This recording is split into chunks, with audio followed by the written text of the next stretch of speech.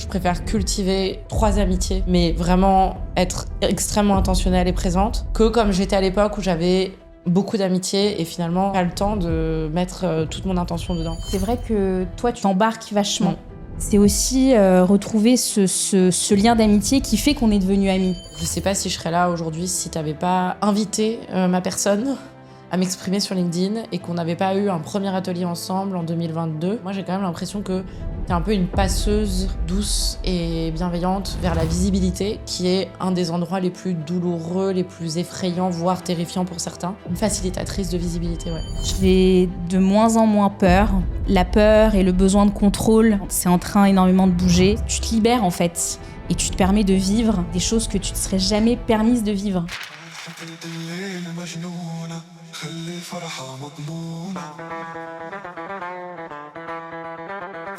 De la technique à l'intuition, grandir avec les mots, guérir par le business, conversation avec ma meilleure amie Clara, qui est aussi une ancienne juriste, une plume brillante, une coach exceptionnelle et l'une des femmes les plus lucides que je connaisse. Ensemble, on accompagne depuis 2 ans des dizaines d'avocats à se révéler sur LinkedIn, à poser leurs mots, leur voix, leur autorité. Et maintenant, on commence à accompagner aussi d'autres personnes, des indépendants, des entrepreneurs. Clara a son activité par ailleurs et son activité avec moi. Et j'ai pensé que ça serait intéressant de l'accueillir dans ce podcast pour faire connaître sa vision et voilà, et avoir ton angle de vue. Tu es discrète, mais puissante. Ce que tu observes de l'intérieur de mes programmes, peu de gens peuvent en parler avec autant de finesse. Donc, dans cet épisode, on va parler de ta bascule du juridique au copywriting et à l'accompagnement, de ton regard unique sur les avocats aujourd'hui, de ce que ça fait pour toi de grandir à mes côtés et d'évoluer dans mes espaces, et comment l'écriture devient un outil de transformation identitaire selon toi, avec ta méthodologie d'écriture intentionnelle. Et puis, ce que ça veut dire oser être vue quand on est une femme ambitieuse, mais encore en chemin. Et peut-être qu'on fera aussi, si on a le temps, une petite ouverture sur tes récentes transformations personnelles. Comment ça va ? Super bien, prête à être cuisinée. Qu'est-ce que tu penses de cette intro ? Ça te convient ? Ouais, c'est une belle intro, tu me mets bien en valeur. Moi qui ai du mal à... C'est assez juste. Alors, est-ce que justement, tu peux te présenter dans tes mots à toi Je viens du droit, comme toi. Je viens du droit, c'est des études qui m'ont vachement fait souffrir. C'est pour ça que avocation, c'est aussi une sacrée réparation pour moi. Donc, je fais mes études de droit, Master 2 en droit du travail. Je commence en tant que juriste. Après, je fais du recrutement. Et je décide de quitter le salariat, quitter le recrutement dans une période hyper chaotique. On est en plein Covid, plein confinement, on ne sait pas du tout ce qui va se passer. Ouais, je démarre cette espèce de transformation. Je ne sais pas trop où je vais. Je sais que je veux travailler pour moi et avec moi, je dirais. Et je tombe sur un article qui parle d'écriture, de copywriting, donc écrire pour vendre. Et je me plonge dedans.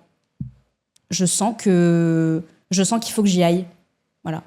Donc j'y vais, je me forme et j'ai la chance quand même. Et c'est là où je vois que le droit m'a apporté de la structure, de la rigueur. Et donc au début, je commence le copywriting pour les recruteurs. Et en fait, de fil en aiguille, je me rends compte que c'est un exercice que je suis capable de faire pour... tout type d'entrepreneurs, de dirigeants. C'est pour ça qu'aujourd'hui, il n'y a plus que des recruteurs, il y a aussi des avocats. Et des clients comme moi aussi. Oui. De toi, Entrepreneurs, bien sûr. En fait, c'est plutôt le client, en fait, maintenant, que son activité. Sa capacité d'ouverture, de clairvoyance et de se laisser aussi... percer à jour, je sais pas, mais de laisser... Lire. Ouais, voilà, de se laisser lire. Et d'ailleurs, c'est ce qui fait ta spécificité. On peut d'emblée l'ouvrir, selon moi, de par ton background de femme qui a fait un certain nombre d'années, plus d'une 15aine d'années d'analyse, de psychanalyse, que tu as fait quand même un grand chemin de développement personnel. Ta singularité en tant que copywriter, c'est que tu as aussi un angle de vue un peu comme le mien, un peu psy, quand il s'agit d'écrire une newsletter, quand il s'agit de comprendre un profil en recrutement. Donc effectivement, tu vas matcher, j'imagine, avec des clients qui ont envie aussi d'être vus. Et d'ailleurs, tout le thème de ce podcast va certainement être la question finalement d'être vu, d'être lu, d'accepter qu'on te voit au travers de l'écriture, au travers de la relation. Donc oui, peut-être le fil rouge finalement de ton accompagnement, enfin des gens avec qui tu travailles, par-delà une profession, c'est la capacité à se laisser voir et aller un peu au-delà de l'expertise de la personne. Ouais, déjà, dans le copywriting, le copywriting, et c'est pas moi qui ai inventé cette stat, c'est 80% de travail, de psychologie, d'analyse du client idéal, de l'offre, et donc souvent du client lui-même, puisque tu pars aussi de son positionnement, de qui il est, de son histoire, etc. Et 20% d'écriture. Donc, de toute façon, c'est un domaine où il est question de psychologie. Donc, c'est vrai que voilà, le postulat, c'est quand même d'aimer plutôt décortiquer les personas, les avatars, les clients, l'offre, effectivement, que d'aimer écrire. J'aime écrire, j'adore ça, mais j'aime aussi et surtout les gens, la psychologie, quoi. Après, voilà, c'est très mental, c'est beaucoup d'élaboration, mais je suis à la fois énormément conditionnée par ça et en même temps, j'adore ça. Et tu disais, oui, tu as senti qu'il fallait que tu ailles vers le copywriting un peu à brûle-pourpoint, mais moi, depuis que je te connais, tes passions, c'était effectivement psychologie, droit, ça n'a jamais été une passion, mais bon, tu le faisais parce qu'il fallait le faire, et mode. Mais c'était pas dans ma conscience l'écriture, tu vois. Et donc, quand tu as choisi le copywriting, moi, j'étais un peu surprise parce que ça venait un peu de nulle part. Comment t'expliques que tu as fait un saut dans l'écriture? Enfin, qu'est-ce qui s'est passé? J'ai toujours eu des facilités à l'écrit. J'ai d'ailleurs fait un bac L, comme toi. J'ai pas eu tes notes, notamment en philo. Est-ce qu'on peut dire combien t'as eu au bac de philo? Parce qu'on a déjà dit... Ouais. Okay. Vas-y. 19. Voilà. Donc, j'ai pas eu ta note en philo, mais j'ai quand même eu de bonnes notes. J'ai toujours eu des facilités pour écrire. D'ailleurs, en droit, le commentaire de texte était l'exercice dans lequel je me débrouillais le mieux. Dissertation aussi, qu'à pratique, c'était un enfer. J'avais besoin, pour cette reconversion, j'avais besoin d'évoluer dans un domaine, dans une technique où je suis à l'aise. Voilà, c'était c'était une condition sine qua non dont j'avais pas conscience à l'époque, mais au fur et à mesure que j'ai évolué dans ce métier, je me suis rendu compte en fait de mes capacités, de ma faculté aussi à prendre de la distance avec ce que j'ai appris et à commencer à mettre en place ma méthode pour créer des lignes éditoriales, pour faire du ghostwriting, qui consiste à écrire au nom et pour le compte de mes clients,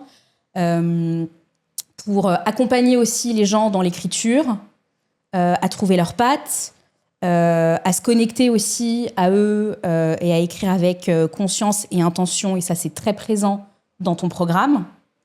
Donc oui, effectivement, à l'époque, je parlais pas d'écriture. Pourtant, l'écriture était bien là. Et c'est pour ça que je me suis pas trop posé de questions. Il y a T'as senti que c'était juste? Ouais, que c'était aligné, que juste, il fallait que j'y aille. Comme quand tu rencontres un mec, tu sens que faut continuer, faut y aller. Bah voilà, j'y suis allée. Ok. On va approfondir la question de l'écriture et de ton métier après, mais avant, pour aussi faire le lien avec nous deux, comment tu définirais en 3 mots notre amitié? Et qu'est-ce que ça fait d'être amie avec moi? Bonne question, sacrée question.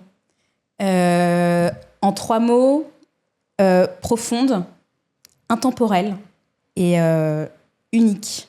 J'ai plein d'autres mots, mais il me faut des mots forts. Ouais, tu vois. J'aime beaucoup. Des mots qui ça me fait penser à Hermès, quoi. Ah, Hermès. Mais même Hermès, c'est pas intemporel, unique, tu vois. Des pièces de collection. Des pièces de collection, genre. Ouais, Parce que on se connaît depuis qu'on a 16 ans, 17 ans. Et on a grandi, pour moi, on a grandi ensemble. On s'est construite ensemble. Et c'est plus qu'une amitié. Souvent, je me dis, mais le jour où elle sera plus là, je vais faire comment, en fait? Comment ça, que je vais mourir? Bah, tu vas mourir, je vais mourir. Sauf si t'es l'élu de Jésus.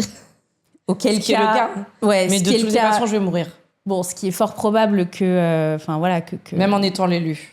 Ouais, même en étant l'élu, tu vas mourir. Mais ce qui est fort probable que tu ressuscites. Mais bon, moi, du coup, je sais pas si je vais réussir à suivre ton flow. Donc, si tu veux, il va y avoir un moment où on va se désaxer. Mais tu es partie quand même du principe que j'allais crever avant toi. Hein. Je tiens juste à le noter. Ça m'angoisse un peu. Tu as dit comment je vais faire quand elle sera plus là, c'est-à-dire c'est non, acté. mais ça peut être, je sais pas moi, si plus là, c'est pas forcément mourir, mais enfin bon, effectivement, bon alors parce que tu vois, j'ai un peu, si parce qu'on est dans ton podcast et que j'ai un peu d'humilité, c'est pas comment elle va faire quand moi je serai plus là, tu vois. Ok, pas d'humilité, s'il te plaît, base. Non, les mots sont assez petits pour décrire notre amitié parce que c'est plus qu'une amitié, c'est un truc à la fois très fusionnel, très... C'est un vortex. Ouais, c'est un vortex, exactement. C'est un vortex, c'est un soutien, c'est du compagnonnage. Non, c'est compagnonnage. Ouais. Tu vois, c'est du partenariat. Partenariat. De la guérison. C'est de la guérison, c'est de la réparation. De l'empowerment. Ouais. Du développement personnel. Du développement spirituel. C'est au-dessus du développement personnel. C'est de la transcendance matérialiste. Non, c'est vrai que ça dépasse l'amitié. Mais je pense que les belles relations d'amour, en général, rentrent pas vraiment... Les mots, on retrouve tous les archétypes. On retrouve plein... Enfin, ça dépasse les frontières du concept classique de ce qu'on appelle une amitié, parce qu'effectivement, Clara et moi, on se coach mutuellement depuis 15 ans. Enfin, c'est comme si on se passait le relais. Tiens, à ton tour, tiens, à mon tour, et qu'on se donne le... ouais. Mais c'est tous les jours. Mais c'est tous les jours et toutes les heures. Voilà, faut imaginer quand même ça, tous les jours de l'année. Il y a eu une période où on s'est appelé tous les jours entre 45 et 1h30 tous les jours. Ouais. Faut imaginer le niveau d'élaboration. Enfin, c'est un truc, c'est... Ouais. Et ce que c'est d'être ton ami, c'est un immense privilège, franchement. Ouais, c'est un immense privilège. C'est quelque chose à... C'est très précieux, c'est quelque chose qu'on a envie de cultiver, de nourrir, de protéger. Et ça fait tellement partie de mon quotidien, de ma vie. C'est un peu les relations frères-sœurs où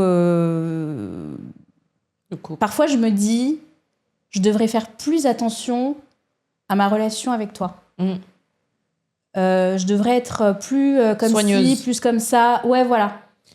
Il y a Simon Sinek qui est passé dans The Diary of a CEO de Steven Bartlett. Je ne sais pas si tu connais ce podcast.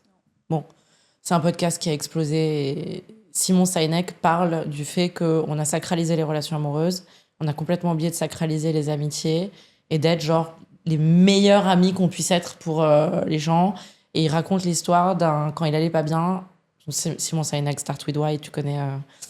Il dit, il a un pote, il y a un moment où il allait pas bien, ou un pote allait pas bien, je sais plus, et il a dit, je vais t'appeler tous les matins à 9h, tu réponds si tu veux ou tu réponds pas, mais tous les matins je t'appellerai à 9h. Et il dit, ce niveau-là d'engagement dans l'amitié, en fait, on le prend pour acquis, en fait. On croit que l'amitié, voilà, c'est un cadeau d'anniv de temps en temps, et en fait, il refait l'éloge et il réhabilite ses lettres de noblesse à l'amitié et il nous réveille sur l'importance de la cultiver comme sa relation à soi, comme sa relation à l'enfant. Et du coup, moi, je trouve que ça m'amène vachement sur là où je suis en train d'aller aussi dans ma vie. Je joue des jeux au long terme de plus en plus, que ce soit avec les gens dans mon équipe, avec mes potes. Et du coup, je préfère cultiver comme un jardin genre ultra précieux 3 amitiés, mais vraiment être extrêmement intentionnelle et présente, que comme j'étais à l'époque où j'avais beaucoup d'amitié et finalement pas le temps de mettre toute mon intention dedans. Enfin, ça me fait penser à ça. C'est vrai que toi, tu veux aussi amener en plus tes amis proches dans ton écosystème, t'embarques vachement. Et c'est vrai que ces amitiés si précieuses, on se rend pas forcément compte au quotidien de ce qu'on peut dire, pas dire, où on est très peut-être pas assez ouvert. Occupé à autre chose. Ouais, occupé à autre chose, dans ses petits soucis, dans son petit mental, sa petite tête. Et il y a quelques semaines, j'ai fait un cercle avec 3 de mes copines, 3 de mes meilleures amies. Et la vision, l'identité, le sujet de ce cercle, c'était prendre soin. C'est l'amitié, prendre soin de l'amitié. Je trouvais l'année s'était écoulée, on s'était vus, mais c'était pas des temps de qualité. Fugace. Ouais.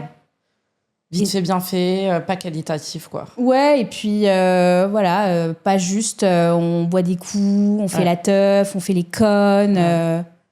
C'est aussi retrouver ce lien d'amitié qui fait qu'on est devenus amis. Le sacré aussi. Ouais, le sacré de l'amitié. Pour moi, c'est sacré, je l'ai toujours dit. Et justement, dans Avocation, dans le bootcamp, la dimension sacrée, elle est très présente. Ouais. Et ce que je trouve très intéressant, c'est justement de sensibiliser des personnes qui n'en ont absolument pas l'habitude. Le sacré au travail, au quotidien, il y a du sacré partout. Du lien, ouais. Et je vois, pour être dans ton écosystème, à quel point ça parle, à quel point ça fait bouger, à quel point à quel point ça fait bouger. Ça ouvre. Ouais. En tout cas, c'est vrai que le cérémonial se perd. Peut-être qu'il s'est jamais trouvé, mais l'espace cérémonial, tu parlais de cercle. Un cercle, c'est un espace quand même de vulnérabilité.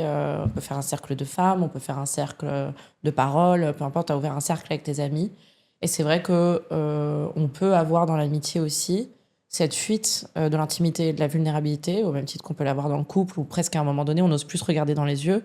Ça nous viendrait pas à l'idée de s'asseoir l'une en face de l'autre et de se regarder dans les yeux, quoi. Ou l'un en face de l'autre quand ça fait longtemps que t'es avec ton mec. Tu trouverais ça presque chelou d'ouvrir l'espace sacré avec ton mec. Ça dépend du type de relation que tu cultives. Et ce que je veux dire, c'est que au même titre qu'il y a besoin de connexion profonde et d'intimité avec nos enfants, il y a besoin de connexion et d'intimité profonde avec notre mari ou notre femme, il y a besoin avec les gens de notre équipe, les gens avec qui on bosse, nos clients et nos potes.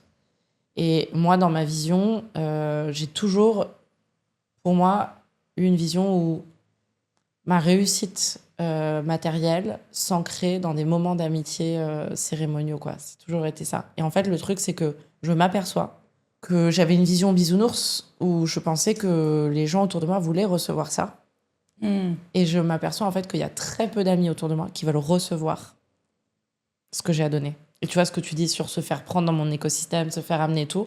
En fait, il y a énormément de gens qui me mettent à distance parce qu'ils veulent pas cette rencontre avec eux-mêmes finalement. Ils veulent pas cette connexion. Il y a cette fuite de l'intimité, tu la retrouves partout. Et moi, j'aime bien dire, on veut travailler avec des clients, des gens qui veulent recevoir 100% de notre valeur. De la même manière, on veut être pote avec des gens qui peuvent recevoir 100% de ce qu'on a à leur donner. Et tu vois, quand tu proposes à tes potes un cercle et qu'elles disent oui, et qu'elles viennent et qu'elles ouvrent, bah, c'est quand même un signe que t'es au bon endroit. Enfin, je digresse un peu, mais... Ouais. Mais moi, j'ai lutté, hein, souviens-toi. Ouais. Pour être là. Pour être là. Ouais. J'ai lutté parce que ça me demandait, pour revenir aussi sur la question des avocats et du droit, ça me demandait C'était presque un affrontement, de les affronter de nouveau. C'est un peu comme si je les avais fuis parce que le droit, en fait, pour moi, le droit, c'est devenu maintenant comme une énergie, un peu comme l'argent. Ouais. Et j'en avais tellement peur. Le droit, c'était une matière qui me faisait flipper, comme les maths.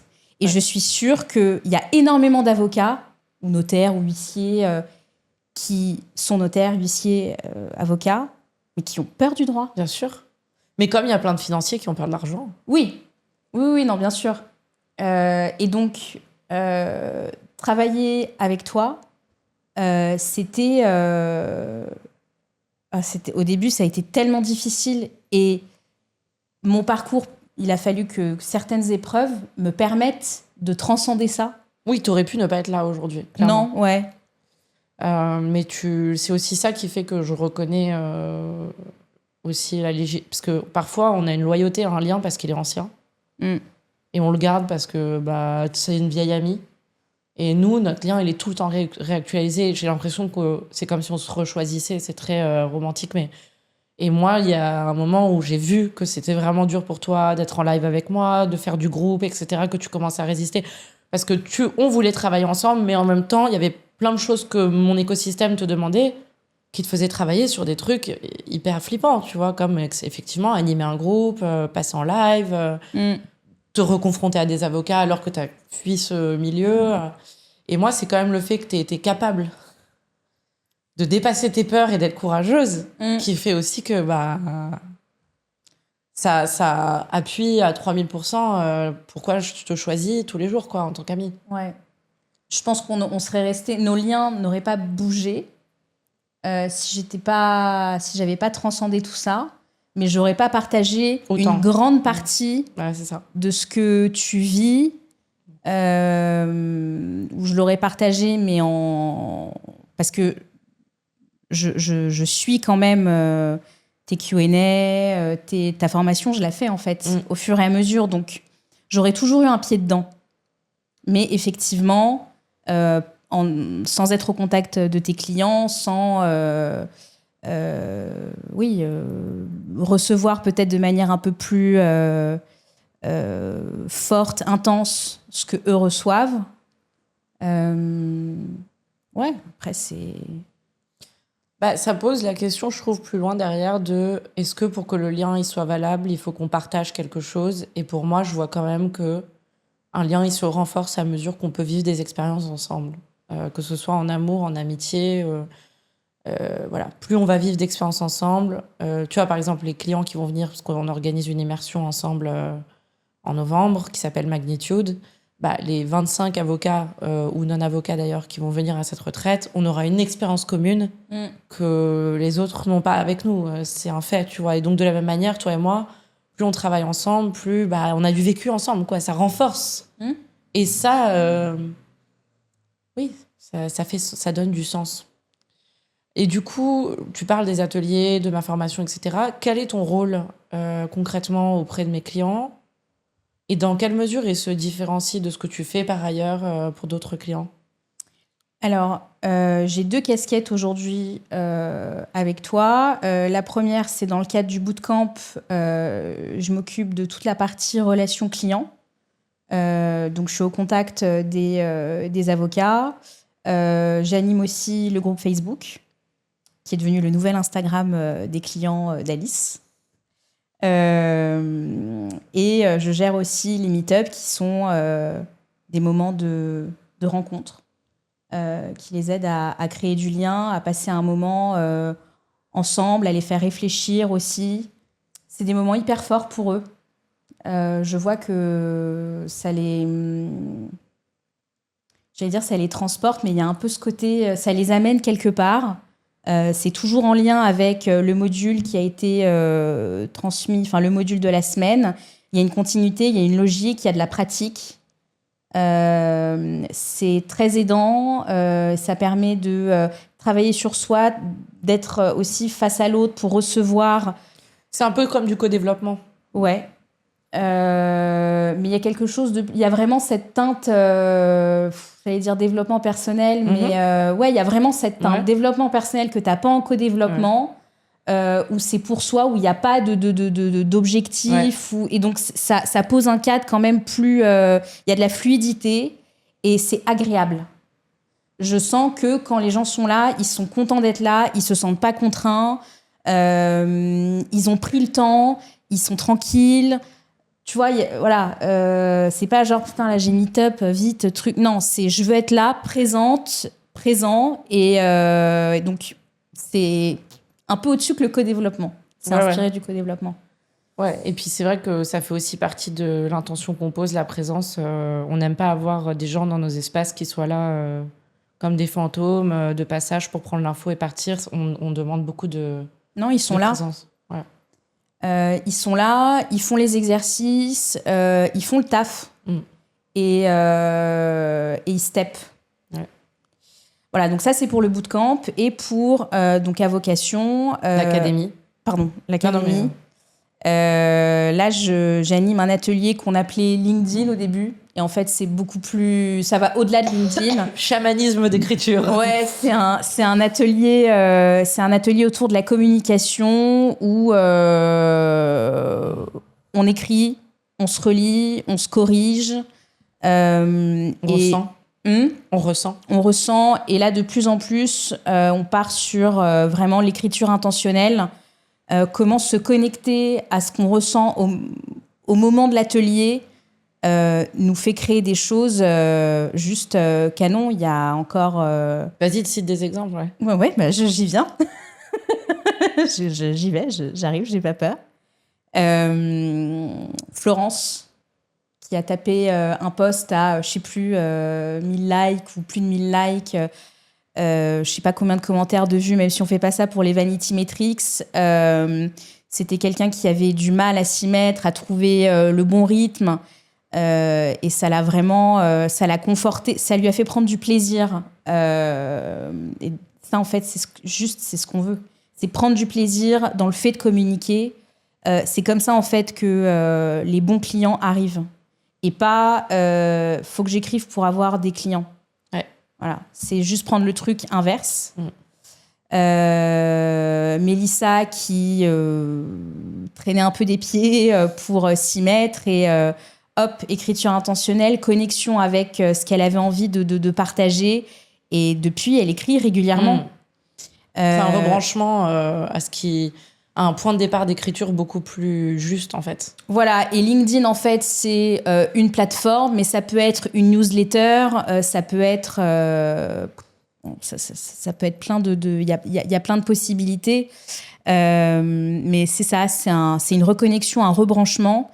Et plus l'écriture, plus on est dans son intention, plus on est conscient et présent dans ce qu'on a envie d'écrire, moins le post est revu et corrigé. Le style, il est là de façon très naturelle. Et c'est en fait passer de là à là. Passer de la tête au cœur. Ouais. Et je vois... il y a de l'énergie quand je lis ces posts-là. Je ressens quelque chose. Je ressens une émotion, je ressens une énergie, je ressens ce que la personne... je ressens l'émotion de la personne. C'est fort quand même. Ouais. Et on le sait, en plus en marketing... l'émotion, c'est le levier le plus puissant pour attirer un prospect, enfin lui donner envie de t'écrire.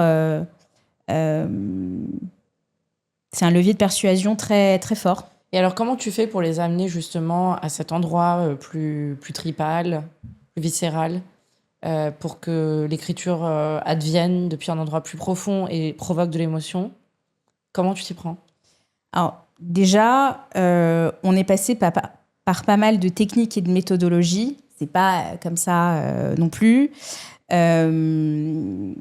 Comme je viens du droit, justement, j'ai l'esprit quand même assez structuré, carré. Donc, il y a d'abord toute une phase quand même de méthode où on réfléchit à ces thèmes piliers, ces grands thèmes de communication, ces grands axes de communication.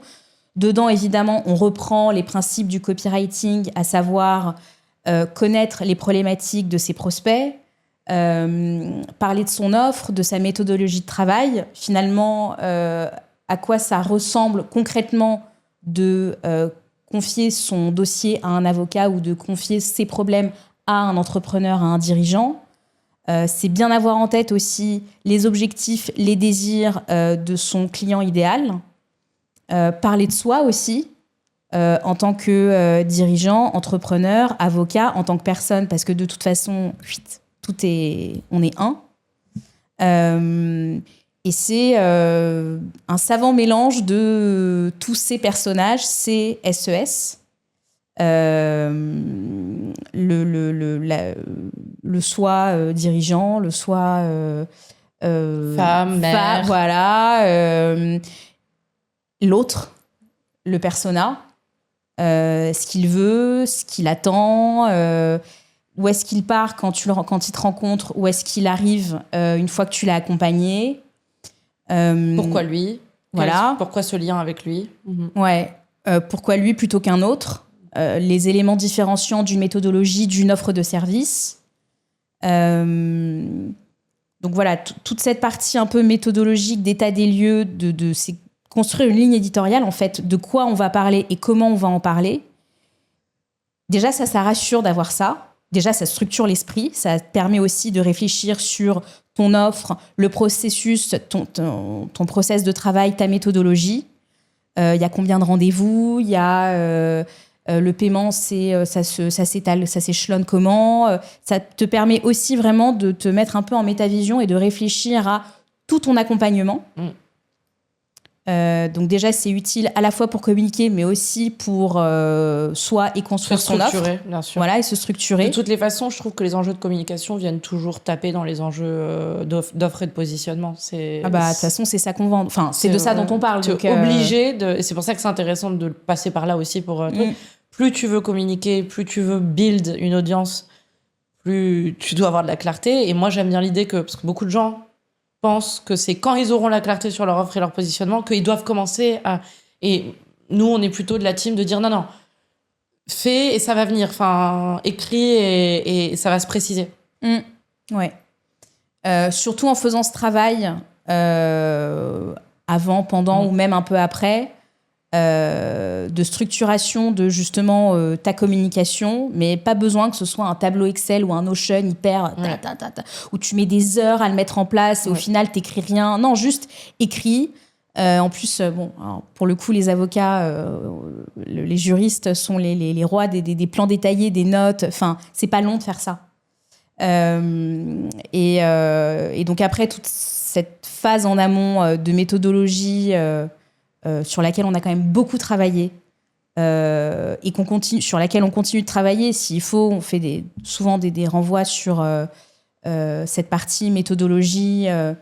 Mais voilà, une fois qu'on a ça, après, c'est juste respirer, être présent, être là, en fait.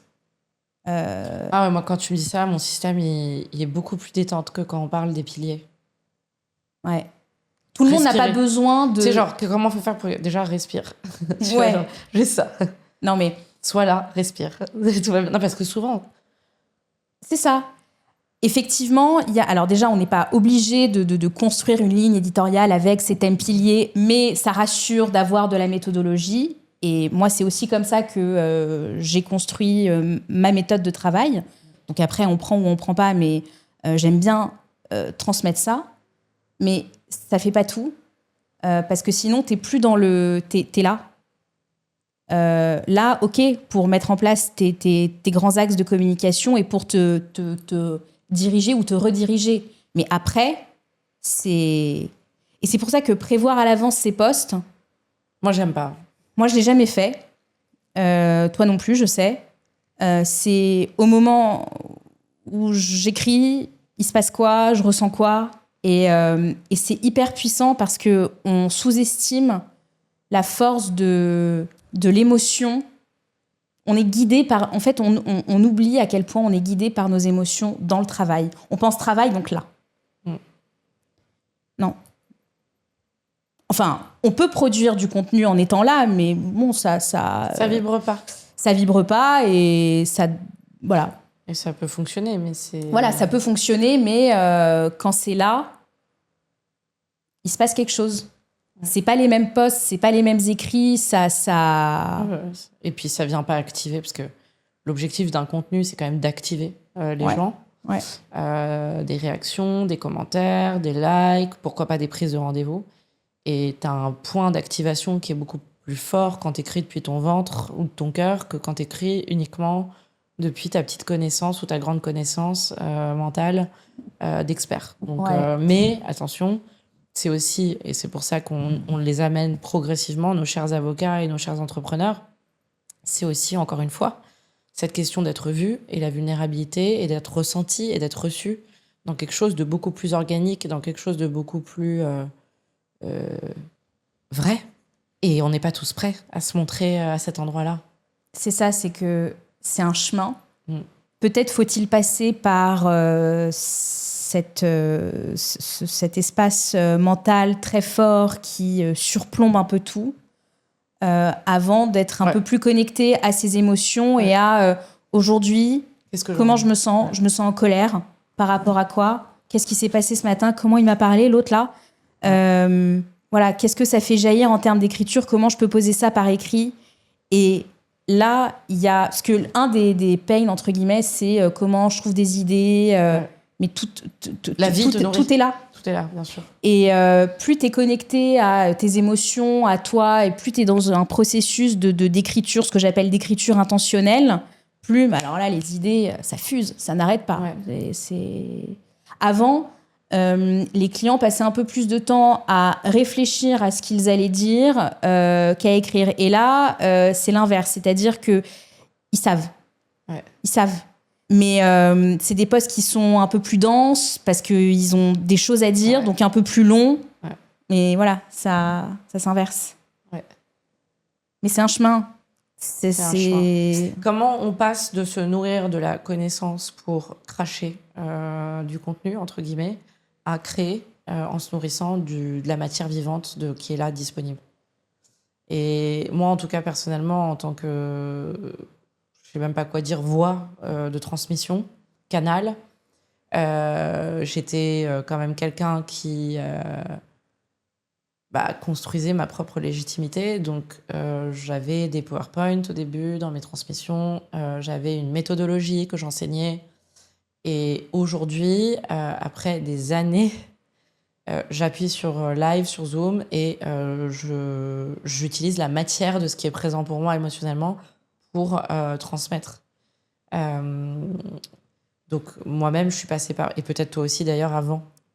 Quand tu faisais tes cours, t'étais là, et puis maintenant c'est de plus en plus organique. Donc je crois aussi qu'il y a un truc synchrone qui se joue entre nous, les clients, les gens qu'on accompagne, encore une fois chez Avocation, ailleurs, entre notre capacité à être en réception de ce qui se joue là maintenant, et que ce soit pour écrire un post, que ce soit pour parler, prendre la parole, transmettre un cours.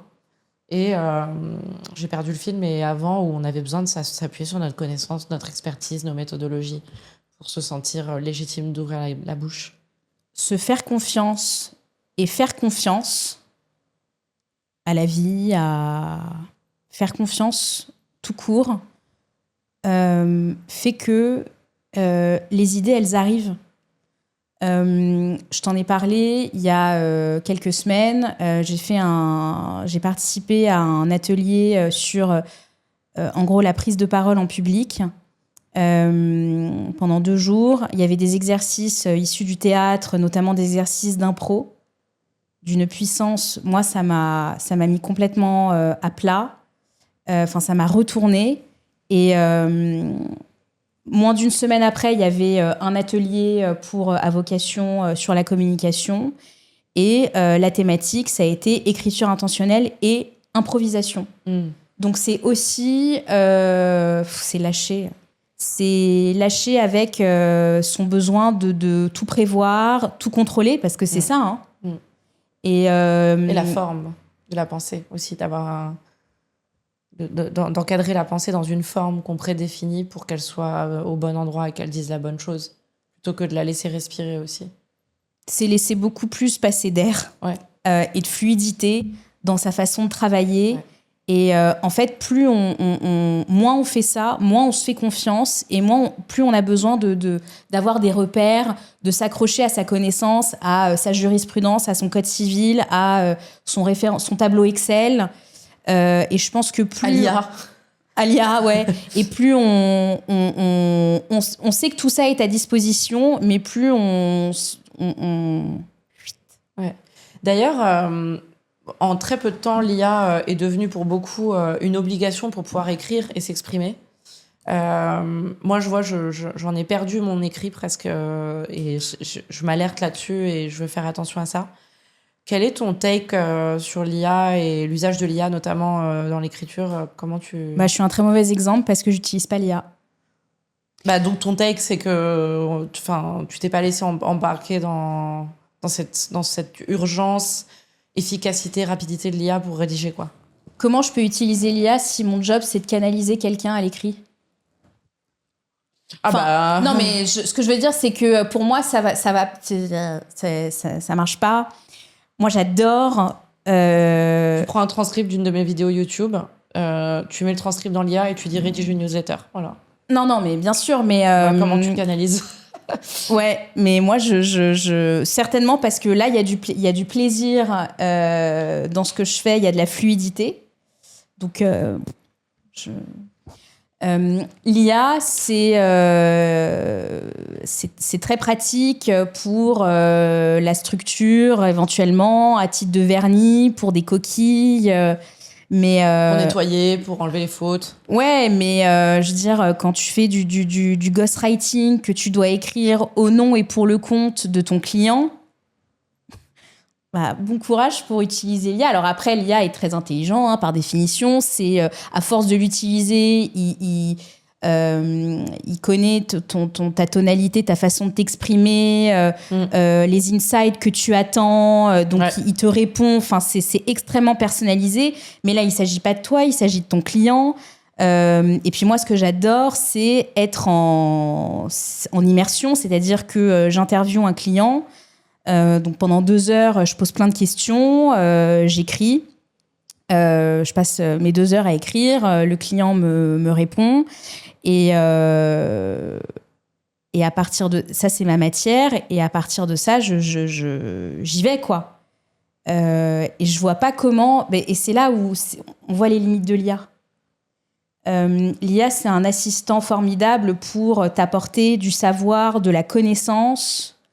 T'apporter des idées, et encore, ça dépend. Mais pour le côté, justement, émotion, et c'est tout l'enjeu de notre... à vocation, c'est comme ça qu'on appréhende la communication, avec l'émotion. Et je crois que c'est très important d'éduquer, entre guillemets, les clients à ce côté vraiment écriture intentionnelle égale connexion à soi. Que ce soit pour son business ou même pour en faire un journal intime pour soi-même. Ouais, c'est un enjeu. En fait, c'est un enjeu d'évolution et de développement. Quand tu mets l'IA, c'est un Doliprane, quoi. Tu coupes. Ouais, c'est comme si tu mettais un truc entre toi et toi, en fait. Ouais. C'est encore une fois de l'efficacité, de la performance. Ouais. Après, c'est vrai que parfois, moi, j'ai des idées qui viennent pour le coup vraiment de mon émotionnel et de mes expériences. Je les partage à l'IA et l'IA rédige. Mais c'est pas ton travail d'écrire. Non, mais j'écris quand même. Non, mais oui, ce que je veux dire, c'est que non, mais moi, c'est mon métier. Oui, c'est ça. Toi, ton métier, c'est pas, tu vois, voilà, donc... Non, mais c'est intéressant parce que tu as quand même plein de gens qui vendent des offres de newsletters, de machin et tout, qui utilisent l'IA à fond. Leur métier, c'est d'écrire, mais ils se sont emparés de l'IA. Non, mais moi, ça veut dire que toi, en fait, t'es vraiment une passionnée de l'écriture, quoi. Je pense, et je suis peut-être pas très douée aussi. Il y a certainement des cracks, des trucs avec l'IA que moi, j'ai pas, parce que ça m'intéresse pas. Oui, t'as pas envie. Pas envie. C'est... Ouais, mais je pense que c'est rare, et je pense que ça a beaucoup de valeur, parce qu'on en a, moi en tout cas en tant que chef d'entreprise, je vois tous les prestataires utilisent l'IA pour tout, community manager, rédaction de newsletter, les gens qui font du YouTube, les gens qui font tout le monde utilise l'IA, et je pense que ça va être de plus en plus rare d'avoir des prestats comme toi qui conservent un art et une manière de travailler organique. Et donc ça, c'est quand même un énorme plus à mon sens, parce que quand tu choisis de payer un humain pour écrire, t'as pas envie que ça soit l'IA qui le fasse. Ça veut pas dire que c'est pas efficace, parce que j'ai travaillé avec quelqu'un de très efficace qui utilisait l'IA, elle était géniale, mais je lui ai dit, écoute, moi je veux pas sentir que c'est ChatGPT qui écrit, je veux vraiment, voilà quoi. Donc, surtout dans l'écosystème dans lequel tu es. Je veux dire, on a besoin de te voir, de se connecter à toi quand on te lit. Enfin, je veux dire, il y a quand même des business qu'on appelle intuitu personné, où au bout d'un moment... Oui, c'est la marque personnelle qui fait vivre l'entreprise, principalement, ouais.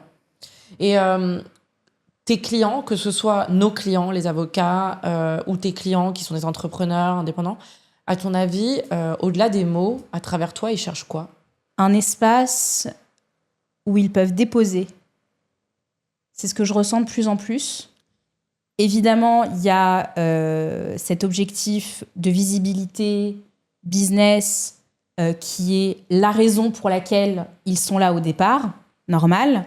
Mais je me rends compte qu'au fur et à mesure des interviews, des moments de correction, puisqu'après, ça se fait de manière beaucoup plus intuitive, via un espace de travail partagé, etc. Bref, je rentre pas là-dedans, mais c'est aussi un temps pour eux où ils se déposent, et où moi, je suis à la fois un canal et un miroir neutre. Je sais pas si on est jamais vraiment neutre, mais parce qu'on a on a tous nos biais, etc. Mais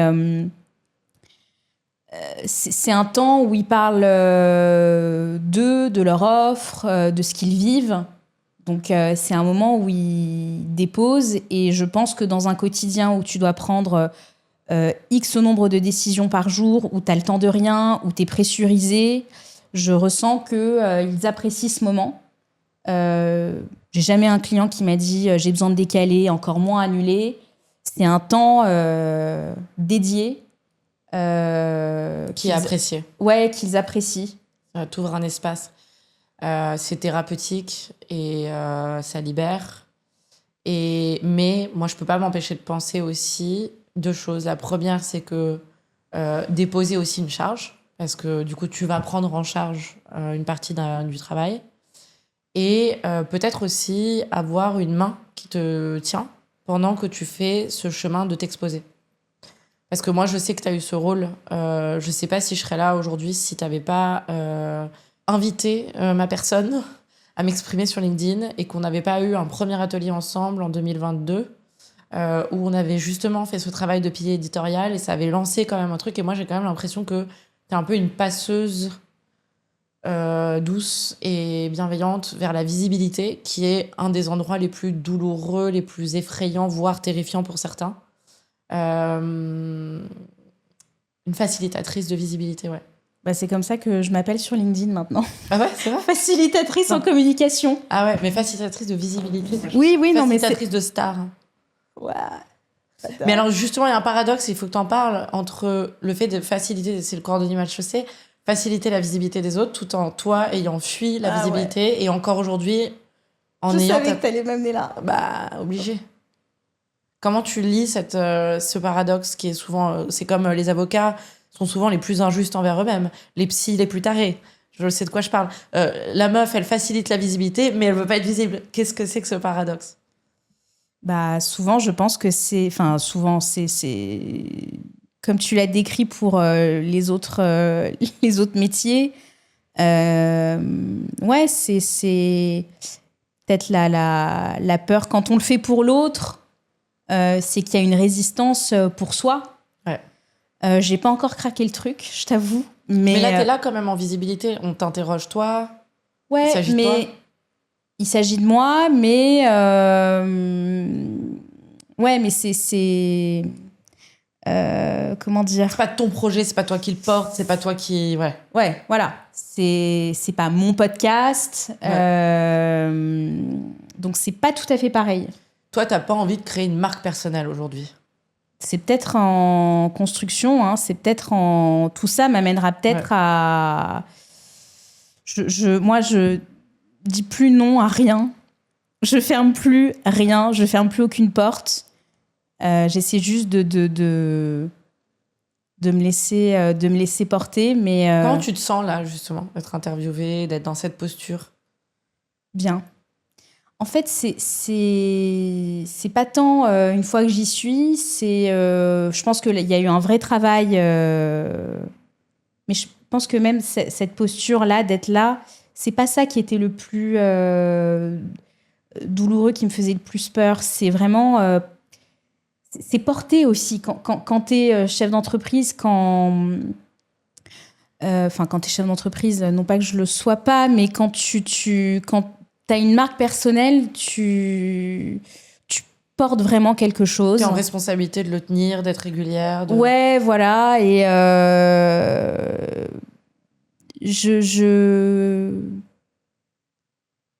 ça vibre plus aujourd'hui de le faire pour les autres que pour moi.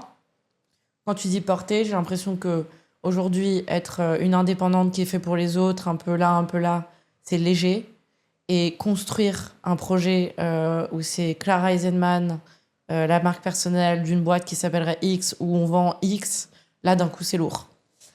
C'est lourd. Et puis, je pense que je suis encore je pense que je suis en chemin pour ça et que de toute façon, si ça doit arriver, ça arrivera. Et si ça doit arriver, c'est qu'aujourd'hui, je suis en train c'est que je suis en chemin et que je suis en train de construire tout ça. Après, je crois pas qu'il y ait ça peut être, enfin, j'allais dire, être aussi quelqu'un de l'ombre. Finalement, il y a une certaine. Mais c'est une d'un forme côté, c'est une marque personnelle. Voilà. Totalement. Et il n'est pas dit que ça reste. Enfin, tu vois, pour les gens qui t'écoutent, quand toi tu incarnes ce paradoxe de la visibilité et que tu accompagnes les gens à être dans leur visibilité, qu'est-ce que tu leur adresses comme message ? Comment toi t'arrives à les convaincre de l'importance de se rendre visible ? Pourquoi c'est légitime pour eux ? Je les convainc pas. Non, mais tu vois ce que je veux dire. Tu les amènes quand même. Moi, tu m'as amené.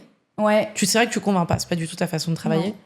Mais tu facilites des dizaines et des dizaines de personnes à faire ça. C'est quoi le message ? Être au plus proche d'eux. Je sais pas si je réponds à ta question, mais c'est les aider, les aligner avec leur envie. Parce qu'au départ, faut qu'il y ait une envie. Ouais. C'est pas moi qui vais te convaincre qu'il faut le faire. T'es là parce que t'as envie de le faire. Ouais. Voilà. Et parce que tu as envie de le faire et que t'es prêt à y aller, je t'aide, je t'accompagne, on y va. Il te faut un consentement de départ. Ah bah, c'est pas ouais, je suis pas sûre, qu'est-ce que t'en penses ? Non. T'as envie d'y aller, tu veux on y ou va. tu veux pas ? Ouais, voilà.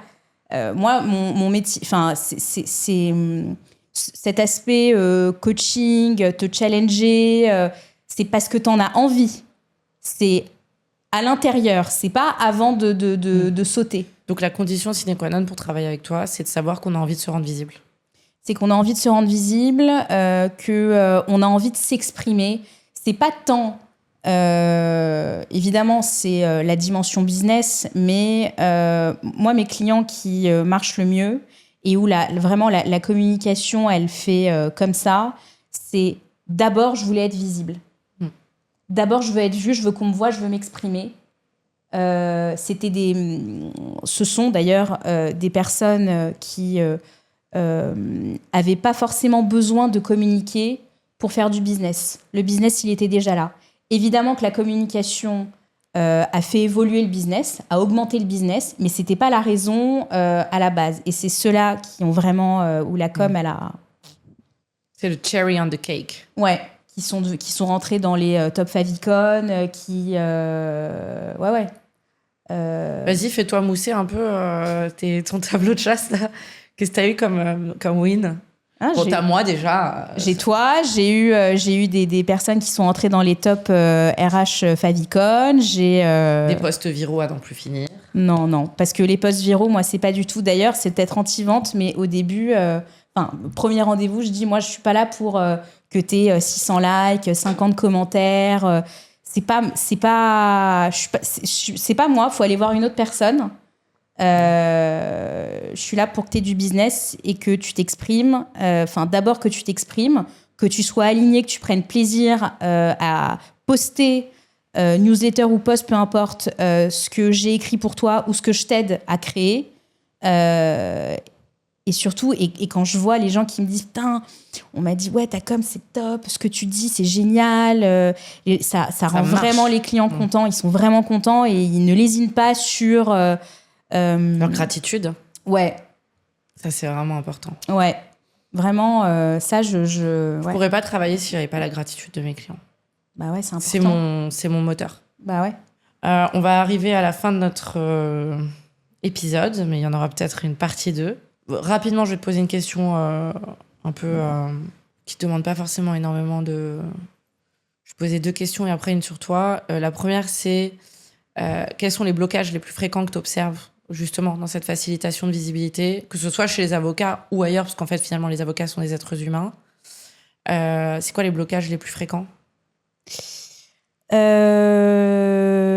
peur d'être jugé, la peur d'être vu, bien évidemment, alors que tout le monde s'en fout et qu'on parle d'écrire derrière un ordi. Mais c'est en fait plus fort que... Alors que, juste pour les avocats, ce sont des gens, en tout cas pour ceux qui font du contentieux, qui plaident. Non mais... Enfin, moi, la plaidoirie, je pense à ça, je m'évanouis. Ce sont des gens qui plaident et qui ont peur de publier un post. Donc, c'est la peur d'être vu, du jugement des pairs PAIRS. C'est la peur aussi d'être à court d'idées, de ne pas savoir quoi dire. C'est l'auto-jugement, la censure. Dans dans cette course à la performance, c'est très français, ça, d'être le meilleur, le bon élève. Je peux pas ouvrir ma gueule si je suis pas le meilleur. Ouais, ce côté très scolaire de je suis bon là, je suis bon là, je suis bon là, d'être bon partout, alors que c'est pas le sujet. C'est pas le sujet, et tu peux pas être bon partout, puisque quand t'es avocat, t'as appris à répondre à un problème de droit. T'as pas appris à gérer ta comptabilité, à communiquer, au mieux, t'as fait un petit concours de plaidoirie, tu sais un peu te démerder à l'oral. Mais voilà. Donc, sauf que par éducation, croyance, voilà, faut être bon partout. Et donc, comme je suis pas bon là, j'y vais pas. Ok. Et est-ce qu'il y a une anecdote qui t'a marqué dans l'un de tes accompagnements ? Ou justement, peut-être t'as vu un shift Pour rester dans avocation, c'est vraiment ces femmes, ces clientes ces femmes que j'ai vues au fur et à mesure prendre plaisir, évoluer dans cette écriture, dans cette communication, et où donc Florence, Mélissa, Stéphanie, Aurélie aussi, Julie, Delphine, où au fur et à mesure, en fait, la dimension plaisir est arrivée, et où maintenant, c'est presque thérapeutique, c'est comme un soin, voilà, on se lave tous les dents le matin, elles écrivent. Et donc, quand tu passes de toutes ces peurs à... c'est mon plaisir, c'est mon soin, voilà. C'est sacré. Non, là, je prends pas cette réunion, je prends pas ce call client parce que c'est le moment où j'écris mon post, mon article, ce que tu veux. Waouh, c'est... Ouais. Et ça te procure quoi, ça, d'apporter ça ? Beaucoup de joie. Beaucoup je me sens utile. Surtout, les avocats. C'est... moi qui ai failli faire ce métier, parce que j'ai quand même préparé l'examen du barreau, il a fallu que je me retrouve avec une ordonnance d'antidépresseur pour me dire « Ouais, non, peut-être qu'en fait, je ne vais pas faire ce métier. » Permettre à des avocats aider les avocats de là où je viens, c'est chouette. C'est beau. Donc ça valait le coup que je te pousse. Ouais, ça valait le coup que tu me pourrisses. J'ai dit que je te pousse et toi tu dis pourrisse. Non, que tu me pousses. Ok, avant de terminer, t'es en pleine transition. Est-ce que tu peux nous dire ce que tu sens bouger en toi ? Tout et rien. J'ai de moins en moins peur. La peur et le besoin de contrôle, ça m'a énormément... c'est en train énormément de bouger de par plein de choses que j'ai vécues dernièrement. Plein d'expériences. Et ça, je trouve que pour évoluer, se responsabiliser et vivre des expériences de plus en plus... tu te libères, en fait. T'enlèves des couches et des couches et tu te permets de vivre des choses que tu ne te serais jamais permise de vivre. Donc, le besoin de contrôle, la peur, c'est vraiment quelque chose qui est en train de bouger.